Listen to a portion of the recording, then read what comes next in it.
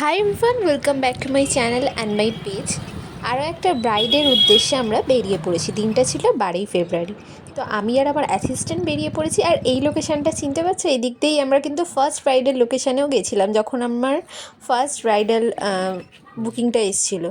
তো ফাইনালি ব্রাইডের বাড়ির সামনে এসে গেছি। এই যে হচ্ছে গেটটা ডেকোরেট করেছে, যদিও এখানে বিয়েটা হচ্ছিল না, এটা বাড়ি, ভেন্যুটা অন্য জায়গায় ছিল।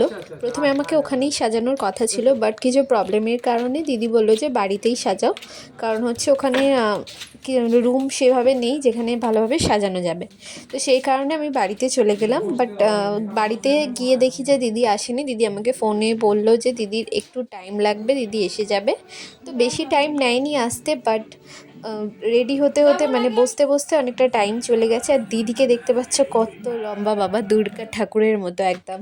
তো যাই হোক, আমি এখানে রেডি করে নিচ্ছি আমার জিনিসপত্র। ফাইনালি যেই বাড়িতে আমরা গিয়েছিলাম সেই বাড়িতেও সাজানোটা হয়নি, হয়েছিল আরও একটা বাড়িতে। তো এখানে আমি জিনিসপত্র রেডি করে নিয়েছি। আমার জিনিসপত্র আমার কাছে মহামূল্যবান সম্পদ, খুব প্রিয় এগুলো আমার জন্য। আমি যদি অসুস্থও থাকি, এই জিনিসগুলোতে টাচ করলে যেন মনে হয় আমি একটা সুস্থতা ফিল করছি। আর এই যে হচ্ছে আমার আজকের দিনের অ্যাসিস্ট্যান্ট, ভীষণ আমাকে বেশি শাসন করে। আর আমি এদিকে টেনশানে মরে যাচ্ছি, ও বলছে তোমার নতুন ফোন কিনেছো, আমাকে একটা স্লো মোশন ভিডিও বানিয়ে দাও। তো কি করব, আবার না বানিয়ে দিলে নাকি ও বাড়ি চলে যাবে। বাড়ি যেহেতু কাছাকাছি, বাড়ি থেকে হাঁটাপথেরই দূরত্ব ছিল এটা, সো সেই কারণে ওর এত ট্যান্ট্রাম সহ্য করতে হচ্ছে। যাই হোক, ফাইনালি হচ্ছে আমি নিজের মুখটা দেখালাম এতক্ষণ বাদে। আর ব্রাইড অনেকক্ষণ দেরি করছিল, সেই কারণে একটু আমরা অপেক্ষা করে নিলাম। আর ব্রাইডের মুখ থেকে শুনে নাও ব্রাইড হাই রিকোয়ারমেন্ট। এভরিওয়ান, আজকে আমার ক্লায়েন্ট সুপর্ণা দি। তো দিদি থেকে শুনে নেবো দিদি কেমন লুক চায়। মৌমিতা, তুমি আমাকে যেরকমভাবে সাজাবে সেরকমই আমার খুব পছন্দ হবে। তো তুমি যেরকম সাজাতে চাইছো সেরকমভাবে সাজাতে পারো। আচ্ছা চলো যখন কোনো ব্রাইড বলে যে তুমি তোমার মতো করে সাজাও, সেই টাইমটা যে এত শান্তি লাগে কি বলবো, বলে বোঝানোর মতো। কি কি জিনিস ইউজ করলাম তার আগে ব্রাইডের তোমরা বল, ওর না বলে অনেক চুপ আফসোসটা করে শুনে নাও। গেছে আমার আমার বাড়ি। ছিল সেটা আমাকে খাওয়ার সময় একটু খেয়ে দিলাম। কি খাবার করেছিল রে? আর জেনেছিলাম ভাত, ডাল, আলু ভাজা, হুম, ছেঁচড়া ইস রে, আর মাছের ঝোল। তো ব্রাইডের আফসোসটা দেখে আমার নিজেরই খুব আফসোস লাগছিল যে বিয়ের দিন সবাই ভালো কিছু খাবে, বাট ব্রাইড সেভাবে কিছু খেতেই পারবে না।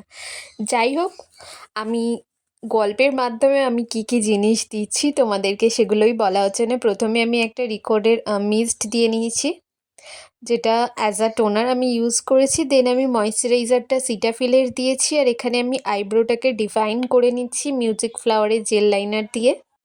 ভিডিওর একটুখানি অংশে দেখা গেছে যেই দুজনকে, সেই দুজনকেও আমি পার্ট মেকআপ করেছিলাম। তো ওদের ভিডিও করা হয়নি, কিন্তু দিদির ভিডিওর মাঝখানে ওদেরকে দেখা গেছে। তো সেই কারণে তোমাদেরকে বলে দিলাম যে ওদের মেকআপটাও আমিই করেছি।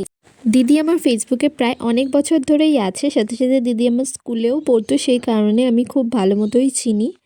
কারণ হচ্ছে স্পেশাল চেনার কারণ হচ্ছে উনি সবার থেকে লম্বা। তো যারা লম্বা হয় তাদেরকে কিন্তু একটু আলাদাভাবেই চেনা যায়, যেহেতু তার একটা বিশেষ বৈশিষ্ট্য আছে। সাথে সাথে দিদি নাচও করতো স্কুলের প্রোগ্রামে, তো সেই কারণে আরও চেনাটা দিদিকে সহজ ছিল। তোমরা একটু ভালো করে খেয়াল করলে দেখতে পাবে দিদির চোখের মণিটা কিন্তু ব্রাউনিশ টাইপের, যেটা লেন্সের খুব ভালো কাজ করেছে। লেন্স পরানোর আর প্রয়োজন হয়নি। এমনিতেও দিদির একটু প্রবলেম ছিল লেন্স পরার ক্ষেত্রে, তো সেক্ষেত্রে খুবই সুবিধা হয়। দিদি টুকটাক মডেলিংও করতো, সেই কারণে আমার দিদির ফেসটা খুব ভালো লাগতো, যেরকম লম্বা প্রপার একটা মডেল ফিগার। তো সেই কারণে দিদিকে মনে মনে খুব ইচ্ছে ছিল একদিন মডেল সাজাবো, বাট কখনো সেভাবে বলে উঠতে পারিনি। যখন দিদি ব্রাইডাল বুকিংটা করলো তখন দিদিকে এই কথাটা আমি জানাই, তখন দিদি একটা ছোট্ট স্মাইলি ইমোজি পাঠিয়েছিল। এই ছোট্ট ছোট্ট জিনিসগুলোই মনের মধ্যে থেকে যাবে।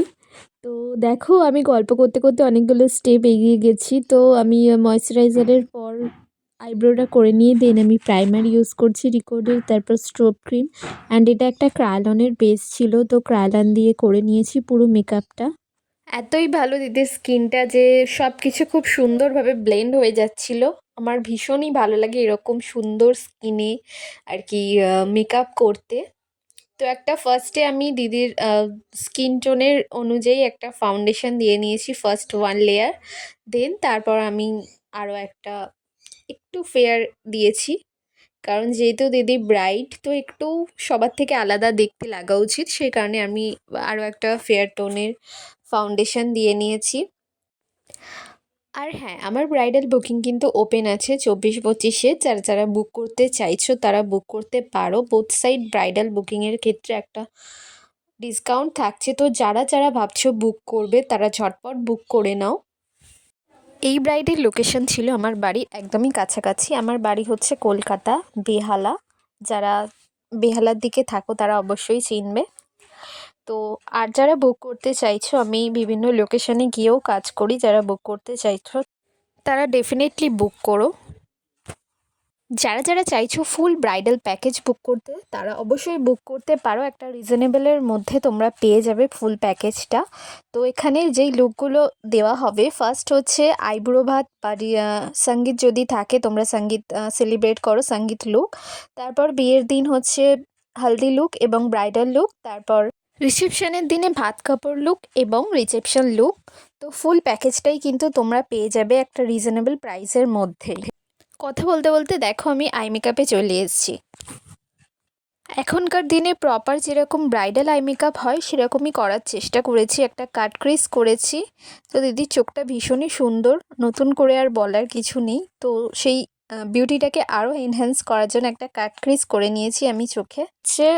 দেখো দিদি কিন্তু ঘুমিয়ে পড়েছে আমি যখন আই মেকআপ করছিলাম। বাড়ির লোক এসে বলছে দেখ ঘুমিয়ে পড়েছে। ফাইনাল লুকের ফটো আমি ফেসবুকে আপলোড করে দিয়েছি, তোমরা চাইলে গিয়ে দেখে আসতে পারো। তো ভিডিওটা ছাড়তে অনেকটাই দেরি হয়ে গেল, এই কদিন বেশ কাজের চাপ ছিল, সেই কারণে আর প্রপারভাবে এডিট করে ভিডিওগুলো ছাড়া হয়নি। তো এখন একটু সময় পেলাম, তাই তোমাদের সাথে পুরো ভিডিওটা শেয়ার করলাম।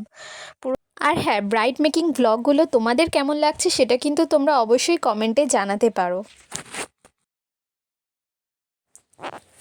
মেকআপ কমপ্লিটের পর যখন দিদির জুয়েলারিগুলো দেখলাম সত্যি মনটা ভরে গেল। মানে দিদি এত সুন্দর কালেকশান দিদির, আমার ভীষণই ভালো লেগেছিলো। মানে সুন্দর সাজের সাথে সাথে অনেক ক্ষেত্রেই ডিপেন্ড করে তার ড্রেস, জুয়েলারি, প্রপার কস্টিউমটা।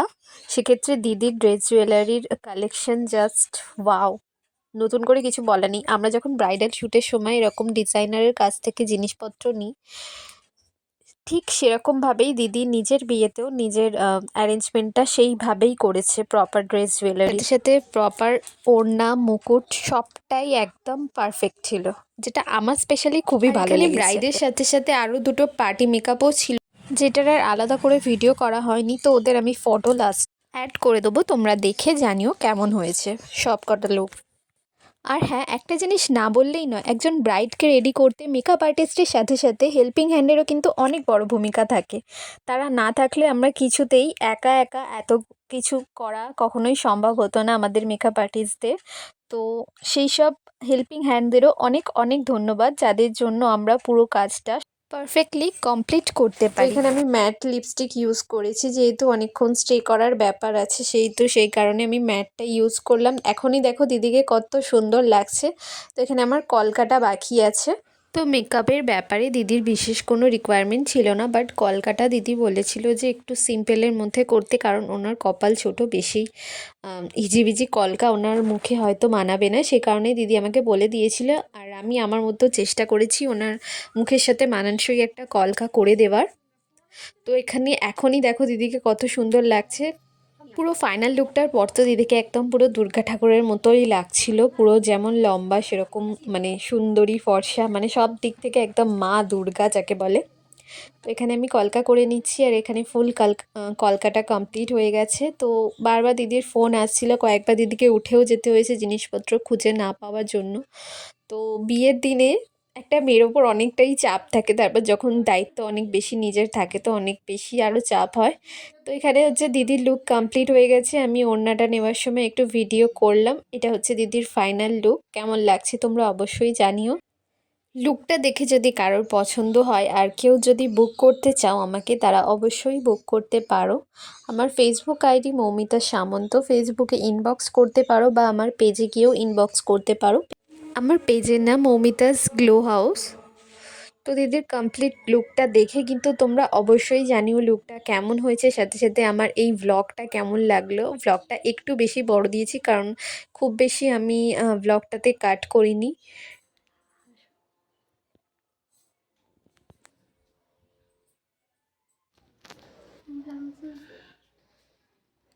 তো আজকে দিদির হচ্ছে ফাইনাল লুক। তো দিদির থেকে শুনে নেবো দিদির কেমন লেগেছে বলো। আমার তো খুবই পছন্দ হয়েছে, আর আমি তো প্রথমেই বলেছিলাম যে ও যেরকম সাজাবে সেরকমই আমার পছন্দ হবে। আমি খুবই স্যাটিসফাই। Thank you. ফাইনাল লুকের ছবি তোমাদের সাথে শেয়ার করলাম, সাথে আরও দুজনের পার্টি মেকআপ করেছিলাম তাদের ছবিও শেয়ার করলাম। তাদেরগুলো আর ভিডিও নেওয়া হয়নি, অনেকটাই দেরি হয়ে গেছিলো, তাদেরও যাওয়ার ছিল, সেই কারণে তাদের ভিডিও আর তোমাদের সাথে শেয়ার করতে পারিনি। তো কেমন লাগলো লুকগুলো অবশ্যই জানিও। যারা নতুন আমার চ্যানেলটাকে অবশ্যই সাবস্ক্রাইব করো, পেজটাকে ফলো করে দিও, আর ভিডিওটায় অবশ্যই লাইক করো। রিসেপশন ব্লগ নিয়ে খুব শীঘ্রই আসছি। টাটা।